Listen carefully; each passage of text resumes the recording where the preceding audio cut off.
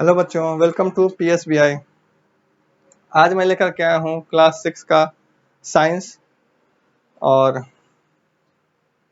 Chapter है हमारा sorting materials into group. और ये हमारा इसका आज लेक्चर 7 होगा। ठीक है, यानी इससे पहले 6 क्लासेज हो चुकी हैं इसकी।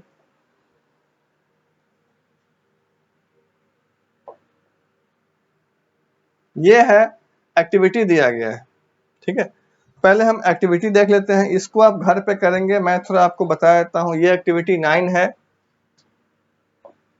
इससे पहले 8 एक्टिविटी हम बता चुके हैं आपको। ठीक है, बता चुके हैं इन द सेंस कि मैंने आपको समझा दिया था। ये एक्टिविटी आपको घर पे करना था आपने। ठीक है, बहुत हार्ड नहीं है ये। जैसे मैं बताता हूँ ऐसे ऐसे करेंगे तो आप देख पाएंगे कि हाँ ऐसा हो रहा है या फिर नहीं हो पा रहा है। ठीक है, तो एक्टिविटी 9 क्या कहता है देखिए कि take a sheet of white paper, look at a lighted bulb through it. कह रहा है कि सफेद कागज की एक शीट लेने के लिए कह रहा है। ठीक है, और उसमें जलते हुए बल्ब को देखने के लिए कह रहा है। क्या कह रहा है? सफेद कागज की एक शीट ले और उसमें जलते हुए बल्ब को देखे। Now spread a teaspoon of oil on one portion of the paper. अब जो है एक तो वो बोला है क्या, एक बोला है कि व्हाइट पेपर ले लीजिए और उसमें जलते हुए बल्ब को देखिए। दूसरी तरफ क्या कर रहा है? दूसरी तरफ कह रहा है कि अब कागज के एक हिस्से पर एक चम्मच से क्या करें तो तेल फैला दें। कागज के एक हिस्से पर चम्मच से क्या है तो तेल फैला दे। अब तेल के पैच में से जलते हुए बल्ब को देखे। ठीक है, अब तेल के पैच से जलते हुए बल्ब को देखें।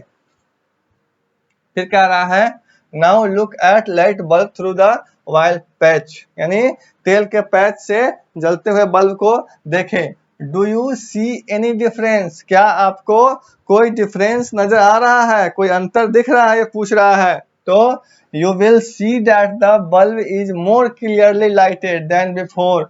This is because the paper has now become translucent. तो अंतर पूछ रहा है, क्या कोई अंतर दिख रहा है आपको? तो आप देखेंगे कि बल्ब पहले से ज्यादा साफ जल रहा है। क्या हो रहा है? तो बल्ब जो है वो पहले से ज्यादा साफ जल रहा है। ऐसा इसलिए है क्योंकि कागज अब क्या हो गया है? तो कागज अब ट्रांसलूसेंट हो गया है।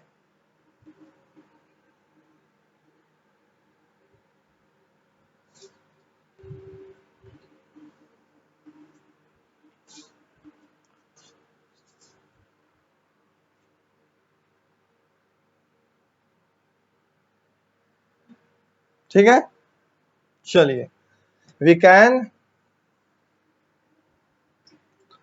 can thus classify material on the basis of whether it is transparent, translucent और opaque। इस प्रकार हम किसी पदार्थ को इस आधार पर जो है वो क्लासिफाई कर सकते हैं कि वह जो है क्या है, तो वो ट्रांसपेरेंट है, ट्रांसलूसेंट है या फिर ओपाक्यू है। इस आधार पर हम क्लासिफाई कर सकते हैं।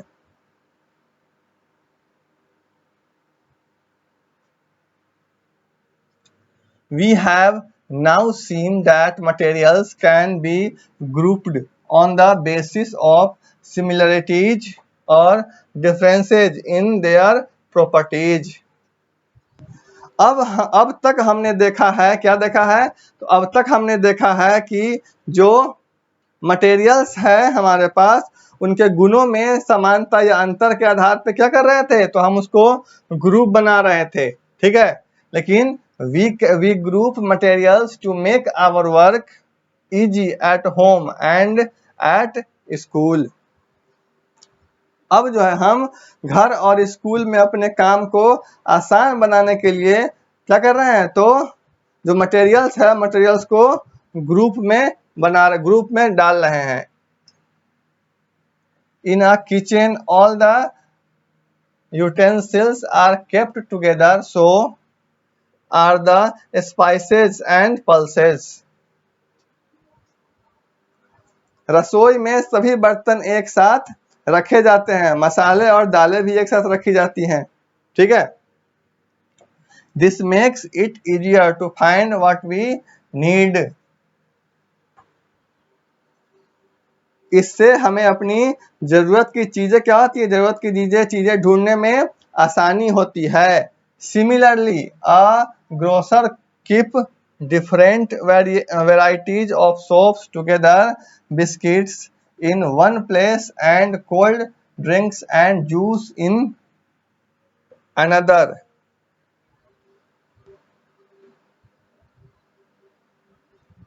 इसी तरह एक किराना दुकानदार जो है अलग अलग किस्म के साबुन को एक साथ रखता है, एक जगह बिस्किट और दूसरी जगह कोल्ड ड्रिंक और जूस, और इसी तरह का such an arrangement makes it easy to locate various item. और इस तरह की व्यवस्था से क्या होता है, तो विभिन्न वस्तुओं को ढूंढने में आसानी हो जाती है, ठीक है। इस तरह की व्यवस्था से विभिन्न वस्तुओं को ढूंढने में आसानी हो जाती है।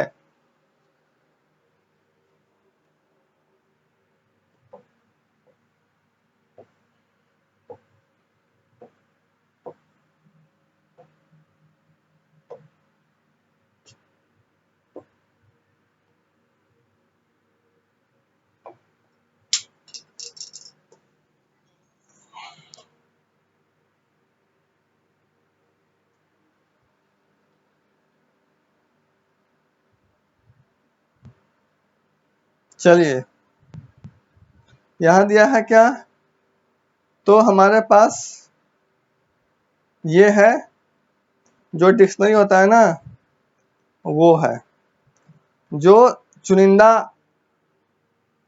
कुछ वर्ड हैं आपके चैप्टर में, ठीक है, वो यहाँ पे दिया गया है ग्लोसरी में, ठीक है। इसको हम देखते हैं। कंडक्टर्स क्या है, conductors materials that conduct heat or electricity are called conductors. Materials that conduct heat or electricity are called conductors. ठीक है, वे पदार्थ जो उष्मा या फिर इलेक्ट्रिसिटी का संचालन करते हैं, ठीक है, उसे हम क्या कहते हैं, उसे हम कंडक्टर्स कहते हैं। कंडक्टर्स का मतलब क्या अर्थ होता है, कंडक्टर्स का अर्थ होता है सुचालक, जो आसानी से चला दे, सुचालक, ठीक है, कंडक्टर्स। तो क्या है, तो मटेरियल्स दैट कंडक्ट हीट और इलेक्ट्रिसिटी आर कॉल्ड कंडक्टर्स। वे पदार्थ जो हीट और इलेक्ट्रिसिटी को संचालन करते हैं, उन्हें हम क्या कहते हैं, तो उन्हें हम कंडक्टर्स कहते हैं। लस्टर मतलब क्या होता है, साइन, क्या होता है लस्टर का अर्थ, तो चमक, ठीक है, दोनों। साइन का क्या अर्थ, चमक, लस्टर का मोटा मोटी होता है चमक। States of matter, the distinct forms of matter at different phases. States of matter का क्या मतलब है, तो स्टेट्स ऑफ मैटर का अर्थ है कि जो मैटर है उनकी अवस्थाएं, ठीक है, यानी पदार्थ की अवस्थाएं। मैटर्स का अर्थ होता है पदार्थ, तो पदार्थ की अवस्थाएं, या फिर कहें तो मैटर ऑफ स्टेट्स, ठीक है।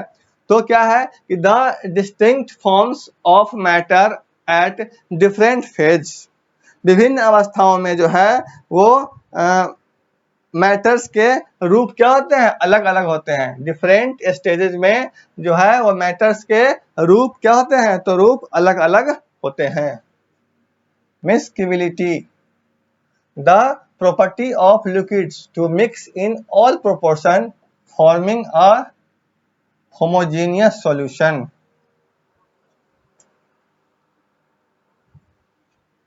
मिक्सिबिलिटी मतलब होता है क्या, तो मिश्रणीयता, ठीक है।